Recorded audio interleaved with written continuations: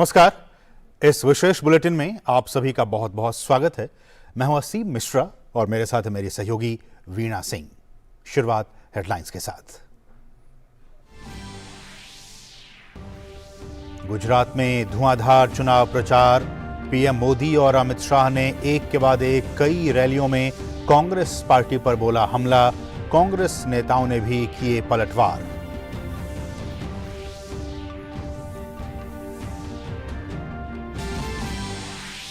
Tihar jail की पूर्व DG और बीजेपी नेता किरण बेदी ने सत्येंद्र जैन को जेल में मिल रही सुविधाओं पर उठाए सवाल।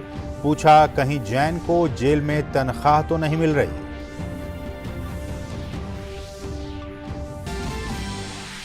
श्रद्धा मर्डर केस में नया खुलासा। 2 साल पहले मुंबई में श्रद्धा ने आफताब के खिलाफ दर्ज कराई थी शिकायत। अनदेखी के आरोप में उप मुख्यमंत्री देवेंद्र फडणवीस ने तत्कालीन सरकार पर साधा निशाना।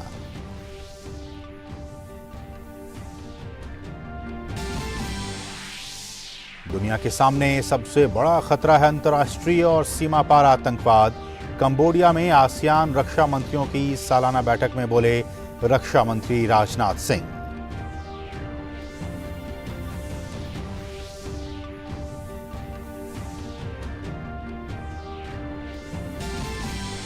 अमेरिका के वर्जीनिया वॉलमार्ट में अंधाधुंध फायरिंग। कम से कम 7 लोगों की मौत। शूटर को मार गिराने में पुलिस को मिली कामयाबी।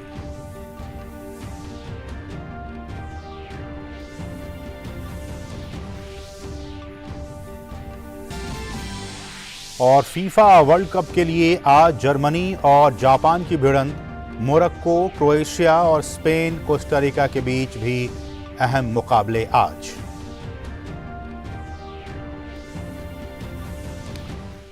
शुरुआत गुजरात से जुड़ी खबर के साथ। गुजरात में आज चुनाव प्रचार के मामले में प्रधानमंत्री नरेंद्र मोदी ने सियासत भरे माहौल को और भी गर्मा दिया। मेहसाणा, दाहोद और वडोदरा में एक के बाद एक धुआंधार रैलियां करते हुए उन्होंने कांग्रेस को भाई भतीजावाद, जातिवाद और संप्रदायवाद जैसे मुद्दों पर घेरा। पीएम ने कहा कि बीजेपी एक ऐसी पार्टी है जिसके लिए व्यक्ति से बढ़कर पार्टी और पार्टी से बड़ा देश है। यही बीजेपी की संस्कृति है और इसी संस्कृति के साथ काम होता है। पीएम ने कहा कि कांग्रेस ने गुजरात और पूरे देश को बर्बाद कर दिया है। गुजरात से ताल्लुक रखने वाले बीजेपी के वरिष्ठ नेता और देश के गृह मंत्री अमित शाह ने भी चुनाव प्रचार अभियान को और धार दी। आज उन्होंने राजकोट की जसदण विधानसभा में बीजेपी उम्मीदवार के पक्ष में प्रचार किया। इसके अलावा सुरेंद्रनगर में भी अमित शाह ने बीजेपी के शासनकाल में किए गए विकास कार्यों का जिक्र किया और कांग्रेस से सवाल पूछे कि जो लोग कई साल से गुजरात की सत्ता से गायब हैं, वो अपने कामों का बखान कैसे करेंगे। गुजरात में 8 दिसंबर को मालूम होगा कि क्या गुजरात की सत्ता पर बीजेपी का कब्जा रहेगा या फिर कांग्रेस या फिर आम आदमी पार्टी में से कोई एक बाजी मारेगा। लेकिन इसके पहले चुनाव प्रचार के लिए सभी राजनीतिक दलों ने पूरी ताकत झोंक दी है। एक दूसरे पर बयानबाजी भी तेज हो गई है। कांग्रेस नेता मनीष तिवारी ने आज अहमदाबाद में बीजेपी पर कई पलटवार किए।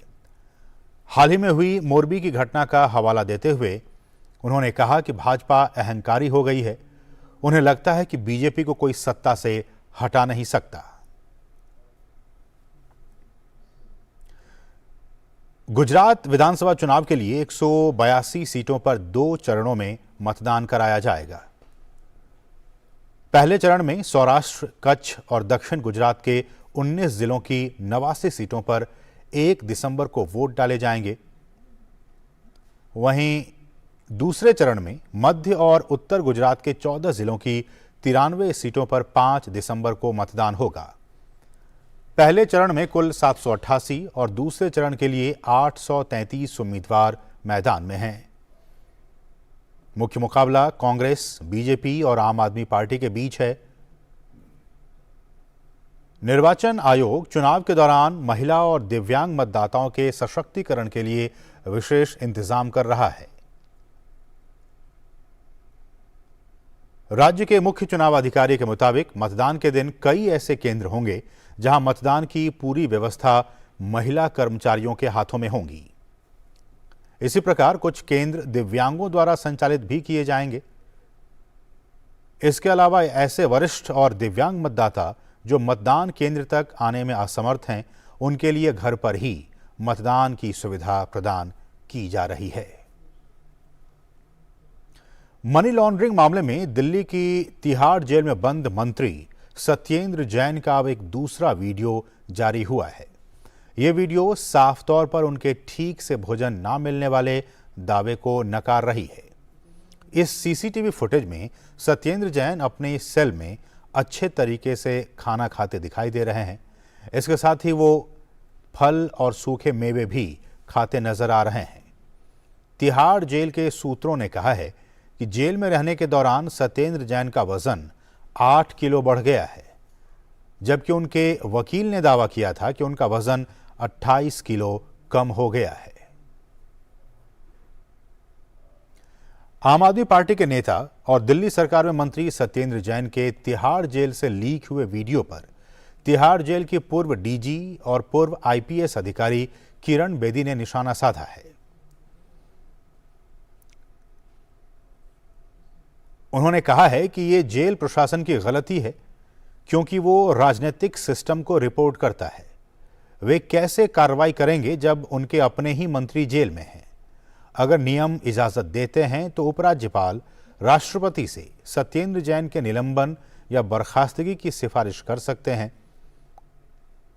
किरण बेदी ने कहा कि सत्येंद्र जैन को शायद पता नहीं था कि तिहाड़ जेल में हर जगह कैमरे लगे हुए हैं, सब कुछ रिकॉर्ड किया जा रहा है। उन्होंने कहा कि इसकी जांच होनी चाहिए कि क्या सत्येंद्र जैन को वेतन भी दिया जा रहा है। अगर वे मासिक वेतन पा रहे हैं तो वे इसके बदले में क्या काम कर रहे हैं? क्या उन्होंने जेल में अपना ऑफिस खोल रखा है? इसकी अनुमति उन्हें किसने दी है? और जेल में बंद आम आदमी पार्टी के नेता सत्येंद्र जैन को मंत्री पद से नहीं हटाए जाने पर भी आज बीजेपी नेता मीनाक्षी लेखी ने केजरीवाल सरकार से कई सवाल कर डाले। उन्होंने कहा कि सत्येंद्र जैन मंत्री पद पर क्यों बने हुए हैं और उन्हें हटाया क्यों नहीं जा रहा है।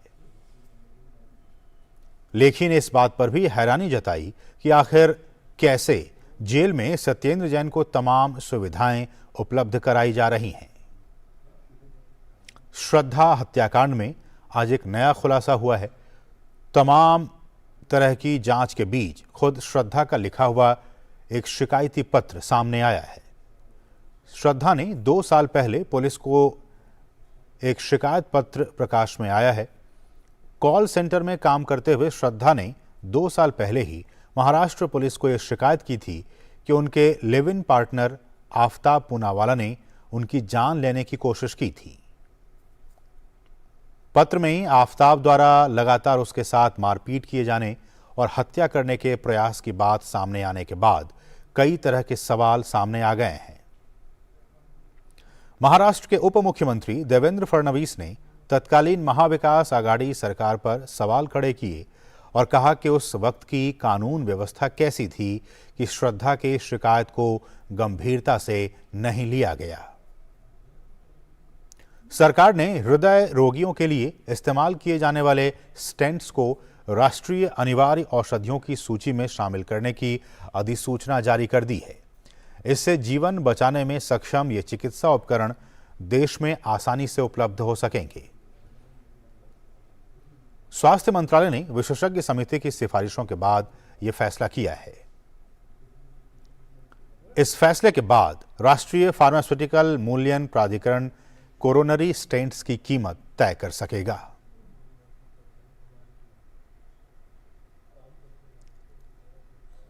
भारत के औषधि उत्पादों के निर्यात में साल 2013 की तुलना में साल 2022 में अप्रैल से अक्टूबर की अवधि में 138% की शानदार वृद्धि हुई है।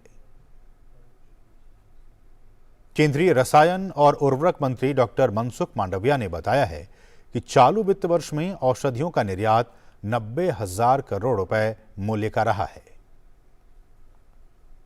2013 की इसी अवधि में यह 37,988 करोड़ रुपए का था। उन्होंने कहा कि पीएम मोदी के नेतृत्व में भारत विश्व में औषधि क्षेत्र में प्रमुख निर्यातक के रूप में उभर रहा है। सरकार ने एथेनॉल ब्याज सब्सिडी योजनाओं के नए चरण के तहत 95 और परियोजनाओं को सैद्धांतिक मंजूरी प्रदान कर दी है। इन परियोजनाओं से देश की वार्षिक एथेनॉल क्षमता में करीब 480 करोड़ लीटर की बढ़ोतरी होगी। खाद्य और सार्वजनिक वितरण विभाग ने बताया है कि इन परियोजनाओं पर करीब 12,000 करोड़ रुपए निवेश किए जाने की संभावना है। इनसे ग्रामीण भारत में रोजगार के व्यापक अवसर पैदा होंगे। इस वर्ष अप्रैल में इस कार्यक्रम के अधिसूचित होने के बाद से कुल 243 परियोजनाओं को सैद्धांतिक मंजूरी दी जा चुकी है।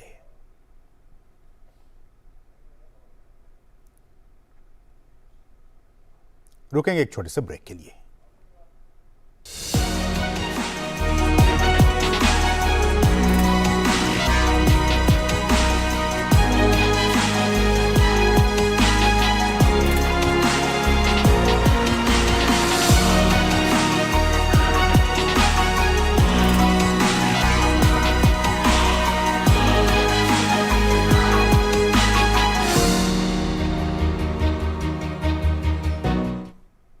केरल वर्मा इस 85 राजा ने इस कंपनी की नाक में दम कर रखा और साथ ही लोगों को भड़का कर हमारे खिलाफ कर रहा है। किंग कहाँ है? सच सच बताओ। महल ना रहा तो क्या हो, ये पूरी धरती आपकी है और हम सब आपके साथ हैं। झांसी की सबसे बड़ी ताकत है कुरुचिया जनजाति, जिसे जंगल के बारे में सब कुछ पता है।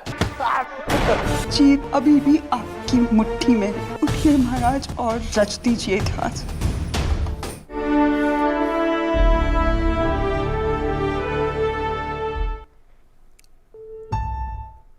रक्षा मंत्री राजनाथ सिंह कंबोडिया के दौरे पर हैं। रक्षा मंत्री राजनाथ सिंह ने आज आसियान रक्षा मंत्रियों की 9वीं वार्षिक बैठक को संबोधित किया। अपने संबोधन में राजनाथ सिंह ने कहा कि दुनिया के सामने सबसे बड़ा खतरा अंतर्राष्ट्रीय और सीमा पार आतंकवाद है। भारत आसियान संबंधों के 30 साल पूरे होने के मौके पर भारत और कंबोडिया पहली भारत आसियान रक्षा मंत्रियों की बैठक की सह अध्यक्षता कर रहा है। भारत 1992 में आसियान का संवाद भागीदार बना और 12 अक्टूबर 2010 को वियतनाम के हनोई में ADMM+ का उद्घाटन किया गया।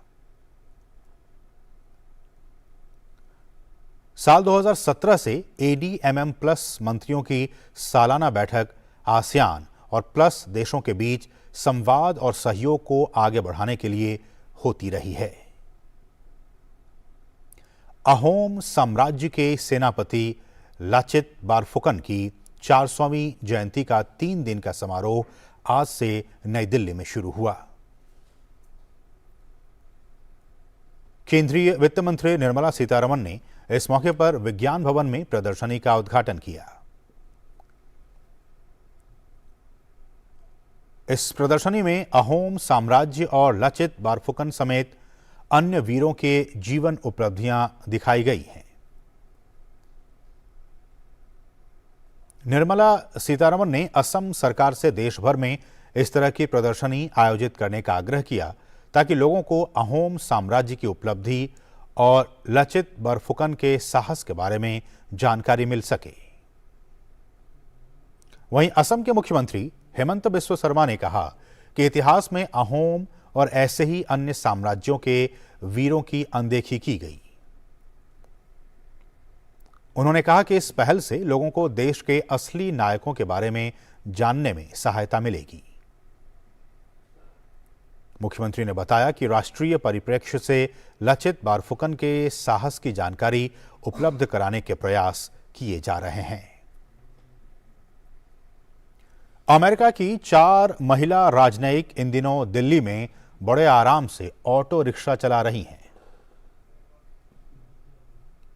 अपना फर्ज निभाते हुए भारत की संस्कृति को देखने और लोगों से मिलने का ये उनका बहुत ही अपना अनोखा तरीका है।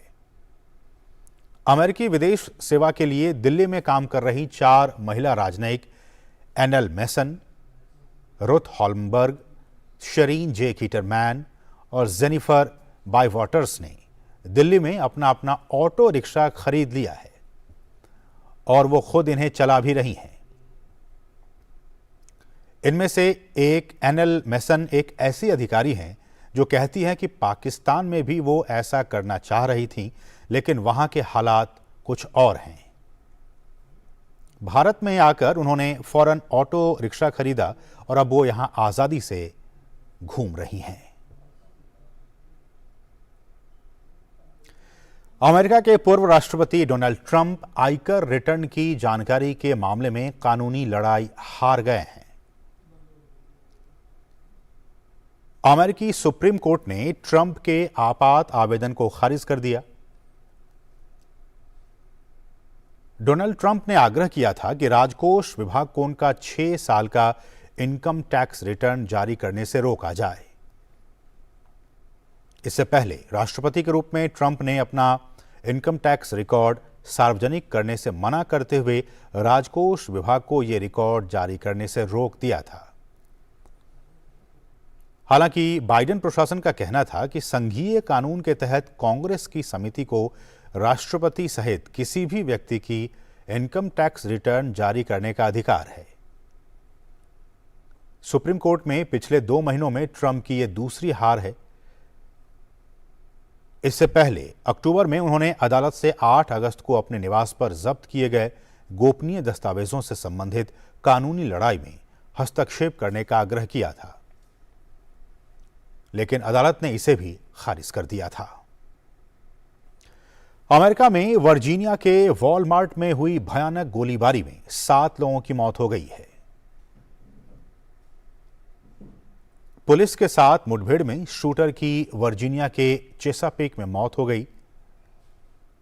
वॉलमार्ट और चेसापिक पुलिस विभाग ने कहा कि मृतकों और घायलों की संख्या और भी बढ़ सकती है। पुलिस ने जांच के बीच लोगों से वॉलमार्ट स्टोर से दूर रहने का अनुरोध किया है। पुलिस ने इलाके को घेर लिया है और नाकेबंदी कर दी गई है। इंडोनेशिया में जावा द्वीप में आए भूकंप से मृतकों की संख्या बढ़कर 268 हो गई है। अधिकारियों ने बताया कि इसमें 1000 से अधिक लोग घायल हुए हैं। वहां के राष्ट्रीय आपदा शमन एजेंसी ने कहा है कि अभी भी 151 लोग लापता हैं। एजेंसी ने कहा कि इस क्षेत्र में 22,000 मकान क्षतिग्रस्त हो गए हैं। अमेरिकी भूवैज्ञानिक सर्वेक्षण के आंकड़ों के मुताबिक 5.6 की तीव्रता के भूकंप का केंद्र पश्चिमी जावा के सियानजुर शहर में 10 किलोमीटर की गहराई में था।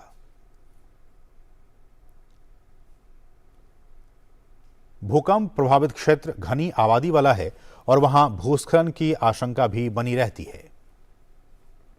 बचावकर्मी इमारतों के मलबे में लोगों को तलाशने और बचाने के प्रयास में लगे हुए हैं।